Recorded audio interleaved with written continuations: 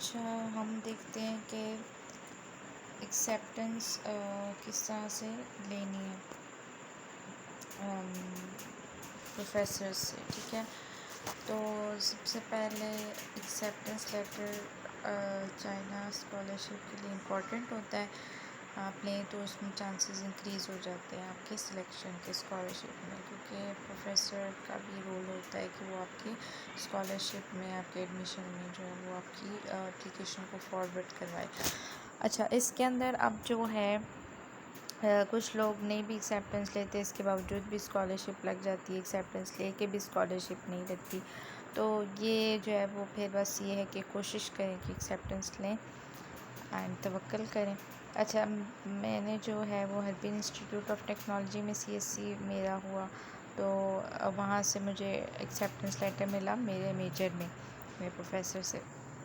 अच्छा, इसके अंदर तो मैं आपको अपनी यूनिवर्सिटी क्या ही बता देती हूँ कि किस तरह आपने यूनिवर्सिटी से सर्च करना है प्रोफेसर्स को और उनको अप्रोच किस तरह से करना है और एक्सेप्टेंस लेना है।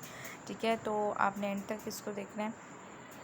डिफरेंट यूनिवर्सिटीज़ हैं, आप सीएससी की वेबसाइट पे मैं आपको लेके जाती हूँ, डेमो देख लेते हैं इसका। सीएससी वेबसाइट, अब मैंने सीएससी यहाँ पे सर्च किया है, ये मेरे पास पहली वेबसाइट आ गई है सीएससी की। ठीक है, तो इसमें आप देखें, ये हमारे पास इन्होंने सबसे पहले जो लिखी हुई होती है बात, वो ये लिखी होती है कि आप एक्सेप्टेंस लें, गुड यूनिवर्सिटी, योर डिपार्टमेंट, और उसमें सब्जेक्ट बाय यूनिवर्सिटी लिस्ट। ठीक है, तो how to find your required university.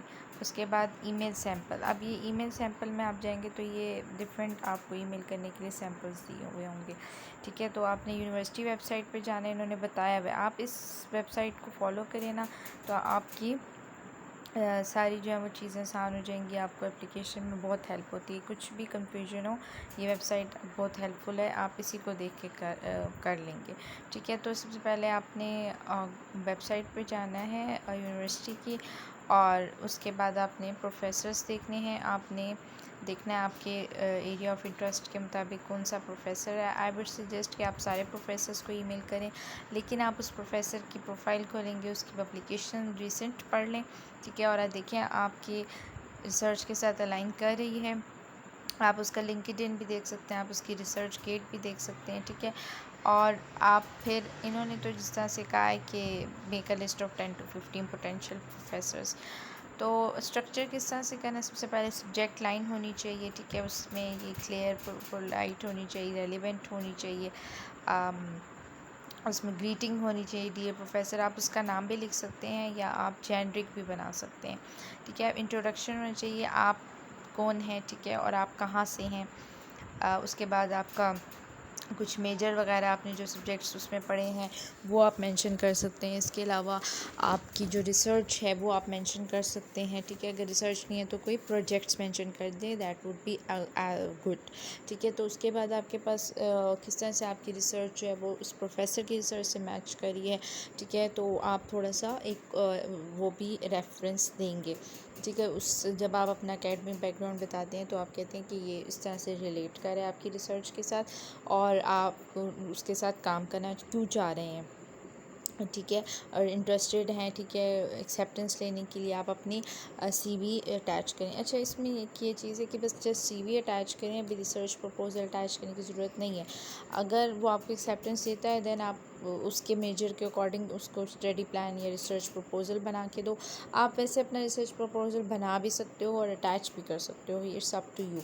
ठीक है, लेकिन ज़्यादा डॉक्यूमेंट्स अटैच ना करें। आई वुड सजेस्ट कि आप सीवी ही सिर्फ अटैच करो।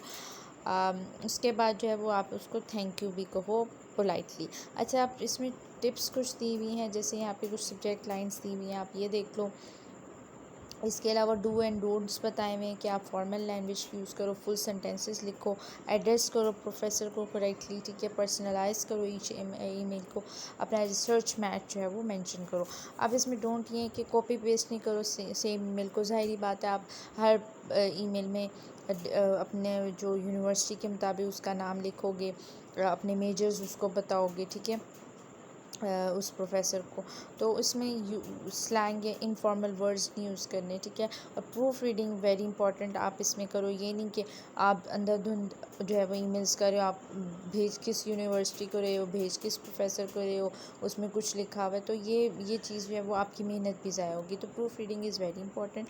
आप भेजने से पहले आप उस चीज़ को चेक करो, अपनी CV देखो सही कर रहे हो, क्योंकि CV फाइनलाइज जब करते हो तो आपके पास डिफरेंट डॉक्यूमेंट्स आ जाते हैं। तो एक अपनी CV जो है वो सही नाम से बना के रखो कि ये मेरी फ़ाइनल है, मैंने यही भेजनी है। क्योंकि जो मिस्टेक्स मैंने किए हैं मैं आपको इस चीज़ में हेल्प कर सकती हूँ कि मैंने बहुत से CV डॉक्यूमेंट्स बनाए हुए थे, तो वो डिफरेंट भी भेज देती थी। तो ये है कि आपने जो एक फ़ाइनल रखा हुआ है वो वही करें, क्योंकि उसमें आपने एडिटिंग की भी होती है ज़ाहिर है, तो उसके मुताबिक आप चलो, ठीक है। इसके अलावा ईमेल प्रूफ रीड करने का यही मतलब है कि आप उसमें अपना देख लो कि किस यूनिवर्सिटी को आप भेज रहे हो उसी का वो प्रोफेसर है, वरना बैड इंप्रेशन जाता है, ठीक है। वो वैसे ही आपकी ज़ाया हो जाएगी ईमेल। अच्छा, डायरेक्टली उसको फंडिंग कहने की ज़रूरत नहीं है, जस्ट आप उसको बता दो कि अंडर CSC जो है वो मैं अप्लाई कर रही हूँ, ठीक है। अच्छा, अब उसमें आप CV अपना अटैच कर सकते हो, नो नीड कि आप अभी उसको अपने लैंग्वेज सर्टिफिकेट्स दो, मतलब आप अपनी CV में मेंशन कर दो ये सारा कुछ, अपने एकेडमिक बताओ, अपना थीसिस बताओ, ठीक है। अच्छा, उसके बाद हाँ जी, ये भी एक इम्पॉर्टेंट चीज़ है कि अपनी CV को आपने प्रॉपरली नेम करना है, ठीक है। जैसे for example Nimra Naseer CV, ठीक है। तो ये चीज़ आपने जो अपना CV को जो है वो प्रॉपरली नेम करना है, ये नहीं कि किसी और नेम से है या अजीब से फ़ाइल के नाम है, तो वो बैड इंप्रेशन जाता है, ठीक है।